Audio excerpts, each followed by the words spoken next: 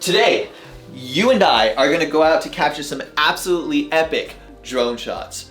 Oh yeah. I will be using the DJI Mavic Air 2 for this video. That's gonna be this drone right over here. Though take note that all the tips that I mentioned in this video actually apply to most drones. We got the drone, check. We got the remote, absolutely necessary, check. And of course, we want these extra batteries so that we're flying a lot more when we're out there. Always good to have them. Just gonna pack this right up. And now that we are ready to go, let me show you how you can capture cinematic drone footage anywhere.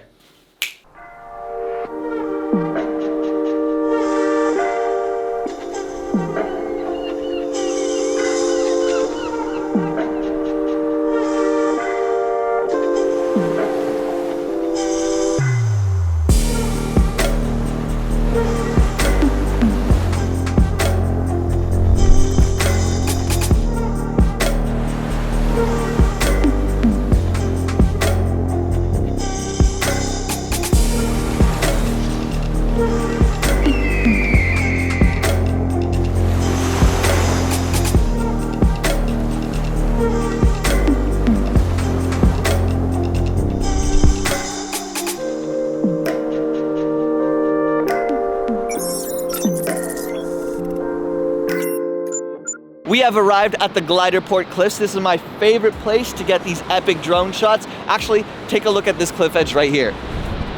Yeah, that's a straight drop. And we brought my good friend, Zafrin. Zafrin, come through. Say hello to the people of Concept New Era. Hi! She's gonna be the subject for our drone shots, and that's also my first tip to you guys. It's really awesome in some of your drone shots to have people because it shows the scale of the landscapes you're capturing, right? Right. Yeah. We're gonna go ahead and bring out the drone. And the most important thing you guys need to know about this drone is that we use fully manual settings. That's because we want the best image out of this drone for the editing process. And right here in the studio is where I will be sharing my settings with you. If I don't mention a particular setting, it's because I left it at the default setting. So the first two settings are gonna be under the camera tab, and you wanna scroll down until you get to the general section. Over here, you're gonna see the histogram. You wanna turn that on. And what the histogram is it's a graph that's gonna tell you how well exposed your image is. And the general rule for that is you want the graph to be centered. If it's too much to the left, that means your image is probably really underexposed. And if it's too much to the right, that means your image is probably too overexposed. You want to get a good feel, a good understanding of this graph when you're out shooting, because a well-exposed image is the best image for the editing process. And right under that, you're going to see grid lines. I like to turn on the rule of thirds grid lines, and that's simply because it makes it a lot easier to center a subject or set up a composition for my shots. Something super useful to consider is your lighting situation. Lighting always helps with all cameras, especially for drones. So I recommend shooting at sunrise, shooting at sunset. That's when you're going to get the best contrast in the shadows, in the highlights of your drone shots. Also, pro tip, I know we talked about shooting cinematic video in any location, but particularly for drone shots, it's really awesome if you can shoot from a high location like these epic cliffs right behind me, or you're surrounded by high places. It just really accentuates what you capture in your drone shots. So the first shots we're gonna have Zafrin in this drone sequence are the orbits and like the spirals that are in the beginning of the sequence, right? And so we're gonna be using the intelligent flight modes. And so what that is basically I can tell the drone to do a specific move that's programmed in here, and it'll do it without me having to manually do that flight path, right? You look like you're sitting in a lecture. I mean, that's default face mode.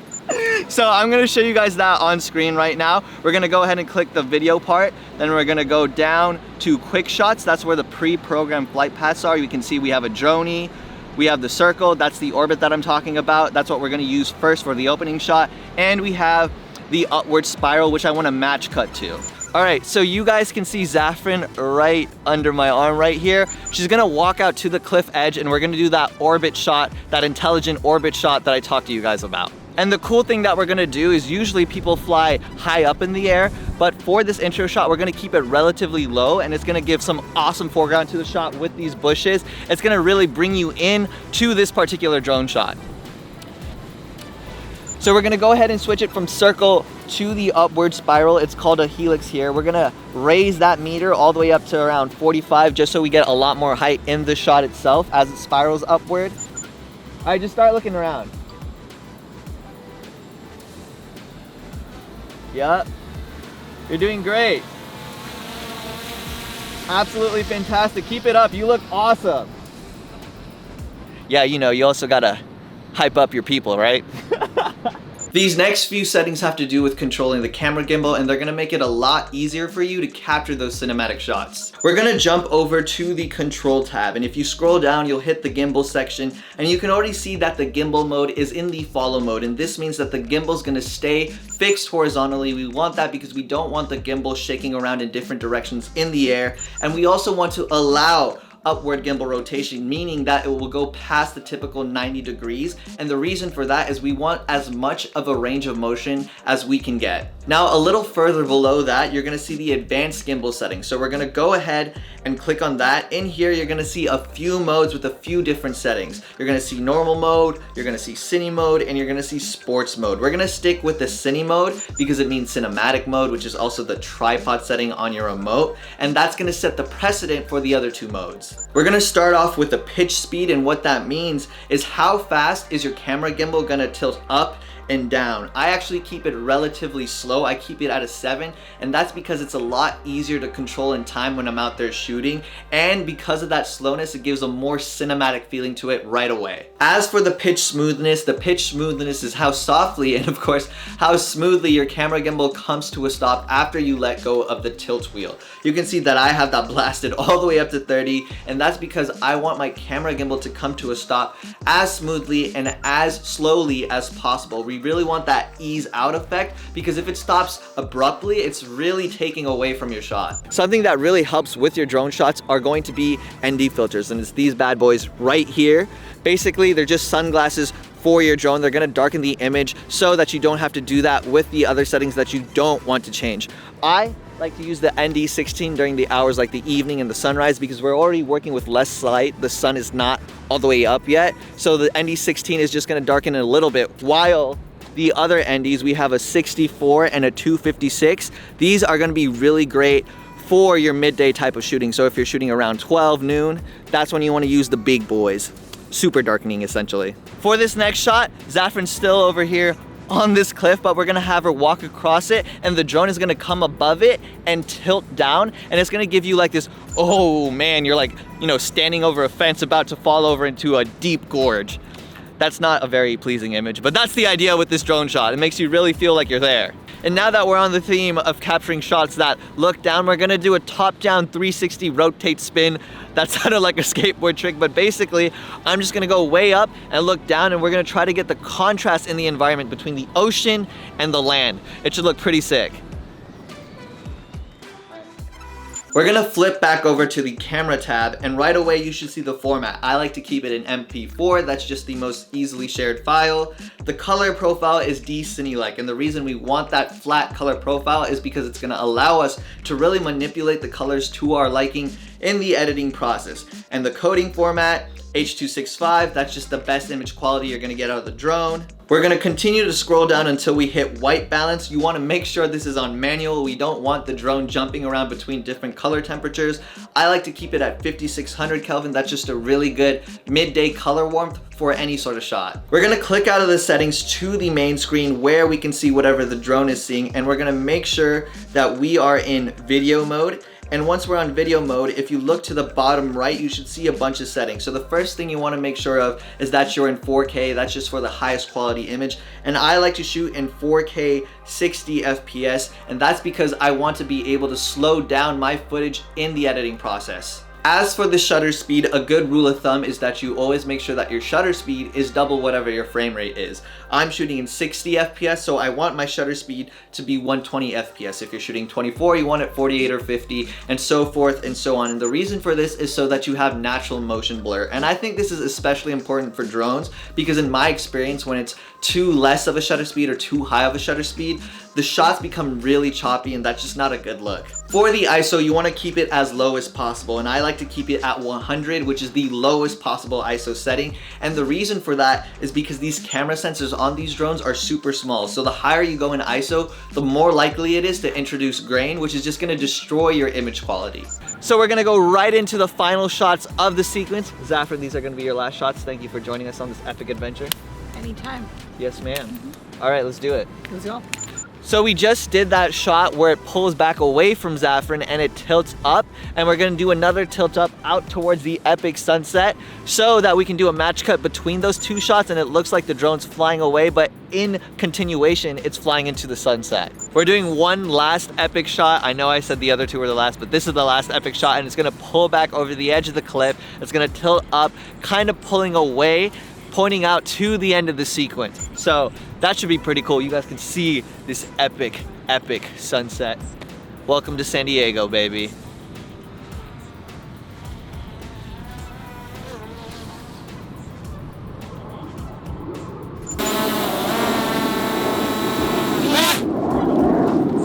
Clutch sequence, baby. Bang, bang, bang. I don't know why I did that. All right, guys, we have finished the sequence. However, since Zafran was kind enough to join us on this epic day with drones, we're gonna give her her first drone flight on camera right now. Are you ready for it? Don't crash it. No pressure. How's it feel? How's it feel? This is so cool. Right? You're recording. Now everything you're seeing, it's being recorded. Yep, now that's gonna be your flight stuff. Right? Hi! Are you saying hi to the camera? I think I am! Can it see us? I think so! What is it? Okay. Oh, it's so pretty.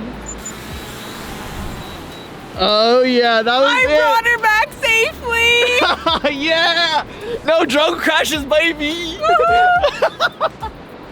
That was so cool. Thank you so much. Hell that yeah, was bro. Amazing. Dude, we'll do it again. We'll do it again, bro. Hell yeah. That was so cool. All right, guys. That was awesome. How'd it feel, Zafran? Pretty awesome, huh? That was lit. All right, let's get back home because it's freaking cold. Editor Anuj here, and I wanted to show you guys two particular things in the editing process. The first is how I color grade my footage, and that's because how you color grade your footage can really determine how much cinematic value your footage can have. And I'm gonna show you my color grading process, so feel free to use that as a basis or maybe some sort of guideline for how you might color grade your drone footage. The second thing that I wanted to show you is the parallax effect, and that's a super easy effect that you could do right here in Premiere Pro, and it's just gonna add a lot more visual appeal to your drone shots. It's gonna make it a lot more interesting than maybe just an empty landscape. As you guys can see, we are in Premiere Pro. I've already imported my two clips into the timeline. We have one of Zafran walking on what seems to be the edge of glory, and we have the other of the landscape, the cliffs, the oceans, all that good stuff. And the reason I chose these two particular clips is because these are what I believe to be the best frames in my sequence, and it is from these frames that I will be able to pull the best colors from and create an awesome color grade for the rest of my sequence. So make sure you choose the best frames when you're starting your color grade, just something to keep in mind. Now, the first thing that we're gonna do is we're gonna go down to the bottom left. We're gonna click on New Item. We're gonna click on Adjustment Layer. We're gonna press A-OK, and we're gonna then drag that adjustment layer onto the timeline. Then go ahead and shorten it to the length of your clip. Awesome. Now we're gonna scroll up to the color tab, and we're gonna scroll back down and make sure that our adjustment layer is selected, because the color tab is where we're gonna do all of our color edits, and by selecting the adjustment layer, we know all of our color edits are gonna be attached to this layer. Great. The setup is done now. We can jump into the color grade, and the first thing that I like to do, we're gonna scroll up to the top right, click on Basic Correction. If you look a little below that, you're gonna see the saturation. We're just gonna blast that bad boy up to 150. And the reason we're doing that is because we shot in a flat color profile, right? So we wanna see where the colors are at. You can see we have some really nice oranges. We have some really nice blues. This is actually a great example of shooting for the edit, meaning that because we shot in camera so well, there's gonna be a lot less to do in the editing process. So great. Now, the first thing I like to do after that is I go into the curves tab, and you're gonna see the tone curve. This is where I like to adjust the whites, the blacks, the highlights, the shadows, all that good stuff. And I want this image in particular to be a little bit brighter. So I'm gonna click on the middle of the curve. I'm gonna drag it up to be slightly brighter. Micro adjustments are key. This actually looks fantastic. But now I want to bring back some of the blacks, right? So I'm gonna go down to the bottom left and bring back the blacks just enough so that the bushes are in the shadows, but Saffron, you can still see some detail on Saffron herself. So around here actually looks fantastic. Great, great. Now that we have the tones of our image set up, what we're gonna do is we're gonna scroll down to the hue curve, the hue versus hue curve, and this is where we're gonna change the color of a color, right? And I like to make my evenings more of like a pinkish orange rather than straight orange. So what I'm gonna do is I'm gonna create a dot right here and a dot right here. I'm basically telling it to target just the oranges in the image, and we're gonna drag that up so that changes it to that pinkish orange right around, I would say, here. That looks fantastic. However, it's not accentuated enough, so I need to saturate it more. So what I'm gonna do is I'm gonna go up to the hue versus saturation curve, create those same dots, awesome, and we're gonna drag that up, and you can see it coming to life. This is fantastic. Wow, that made a huge difference. Maybe a little less, like right here. Yeah, that looks awesome. I'm not gonna touch the blues because I actually like where the blues are in this image. This is great. This is actually great. This is almost a finished color grade in my perspective. But the one thing that I don't like about this image is that there's too much blue. It's not warm enough. So the way we fix that is we're gonna go up to basic correction, and you're gonna see the temperature slider. We're gonna go ahead and slide that to the right, and you can see the image getting warmer as we go. I think 10 actually. 10, yep. 10 looks fantastic. This is great. And just to basically add some icing on top, we're gonna add a tint, a little bit of tint to it, and we're gonna tint it towards the purple. And you can see how it's kind of giving that tinge to it, and it just looks fantastic. I'm gonna make that 5. Wow, that is a beautiful color grade. I love that. Let's play it back for a second. Awesome. That looks absolutely gorgeous. Now, one thing that I want to mention is usually we touch the sharpening of an image, but in this particular drone's case, I don't like sharpening my image. It just looks a little bit too grainy. You can see that if I turn it up. The image just gets too grainy, and it just not look good. So I'm gonna leave that at 0, but of course adjust it accordingly for yourself. Now, what we're gonna do is we're gonna make a copy of this adjustment layer and drag it onto the next clip, and we're gonna see how it's affected that. So that looks disgusting. We're gonna fix that right now. The first thing that we're gonna do is make sure that our adjustment layer is clicked, and we can see that the clips are just way too saturated. So we're gonna go back into the curves, and we're gonna drag the hue versus saturation down to the point where it's just barely saturated. Actually, I like it looking like this, and we've already pretty much balanced out the image by doing that. However, I do want the blues in this particular setting because it's like midday lighting to be more teal. So we're gonna go down to the hue versus hue curve. We're gonna basically just click on the blues because that's the rest of the curve, and we're gonna drag that up to a teal that we like. So just about here. And I would actually say that this right here is finished just off of that so far. This is pretty good. I like it a lot. Let's actually play these 2 clips back.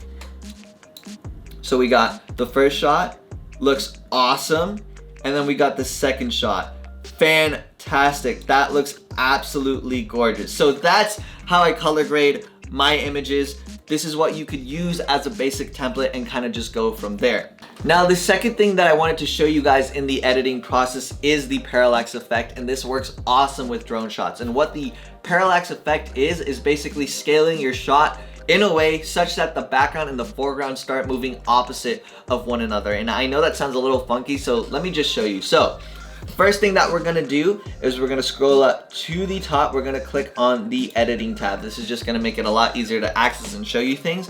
And we're gonna go to the left. You're gonna see effect controls. We're gonna click on that. We wanna make sure that our clip, in my case, this epic landscape drone shot, is selected because we want the scale to be attached to this layer. Now, you can see right here that this is just a pretty straightforward drone clip, right? It's just a drone moving forward. However, what we need to do with the scale to get that parallax effect is make it move opposite to that. So the scale is gonna move opposite to the drone moving forward.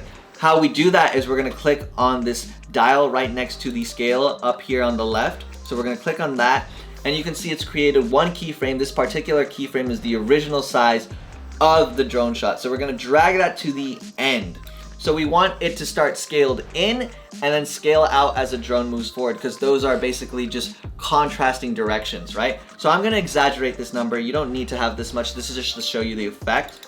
We're gonna make this 110.